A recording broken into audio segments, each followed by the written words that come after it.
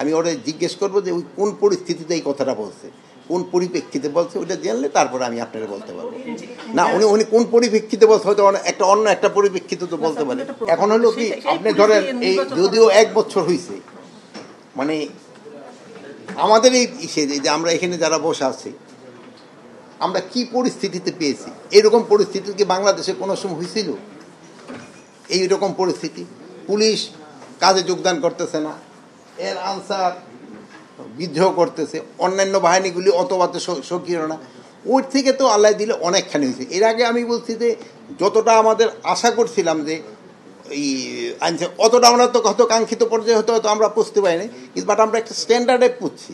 Plus আমাদের কিন্তু আরও কিছু সময় রয়ে গেছে, এই সময়ের ভিতরে আমরা প্রস্তুতি নিচ্ছি, ট্রেনিংয়ের ব্যবস্থা করতেছি। এই জন্য আমরা আশা করি যে আমরা আল্লাহ দিলে ভালোভাবেই করতে পারবো। না পুলিশ ভয় পাচ্ছে না, ওইটা আমি মানুষ এগিয়ে আসছে না, পুলিশ ভয় পাচ্ছে না, এই জন্য কিন্তু আমরা পর্যাপ্ত সংখ্যক আইন শৃঙ্খলা বাহিনী রাখতেছি।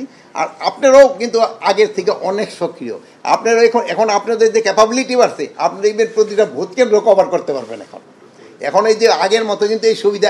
আরেকটা জিনিস হলো ওই যে মোবাইল ফোর্সগুলির কিন্তু মোবিলিটি বেড়ে গেছে, যেমন রাস্তাঘাটের কিন্তু আগে যেই জায়গায় পৌঁছতে পারতেন ওই জায়গায় কিন্তু পৌঁছতে পারবে। এই জন্য এই কতটা একটা প্লাস আমরা একটা বডি ক্যামেরা যেটা আমরা ক্রয় করে দিচ্ছি, কোন কেন্দ্রে কি ধরনের ঘটনা ঘটছে আপনি সেন্ট্রাল থেকে আপনার এদেরও মনে হয় এটার অ্যাক্সেস দেওয়া হবে, আপনারাও কিন্তু দেখতে পারবেন, ডিস্ট্রিক্টে দেওয়া হবে।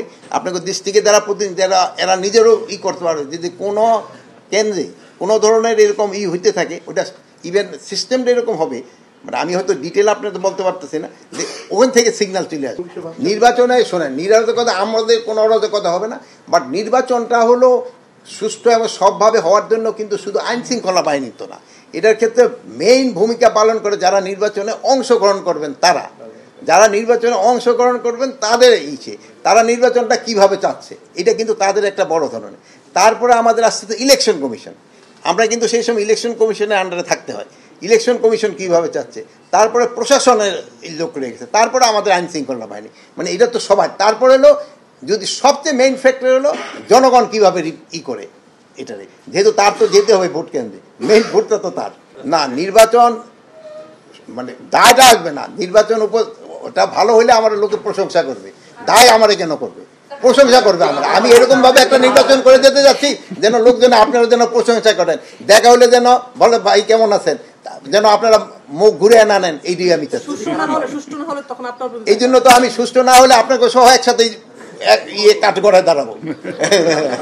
এই বাজেট তো আমরা এখন বাজেট তো ইলেকশন কমিশন থেকে দিবি, নির্বাচনের জন্য বাজেট কিন্তু স্বরাষ্ট্র মন্ত্রণালয় দেয় না, নির্বাচনের বাজেট ইসেরা দেখা দেয়, এই ক্ষেত্রে ইসেরা দেয়, এই কি বলে ফিনান্স দিবে ইলেকশন কমিশনে, আর ইলেকশন কমিশন এই খরচটার জন্য আমাদের কিছু টাকা দিবে।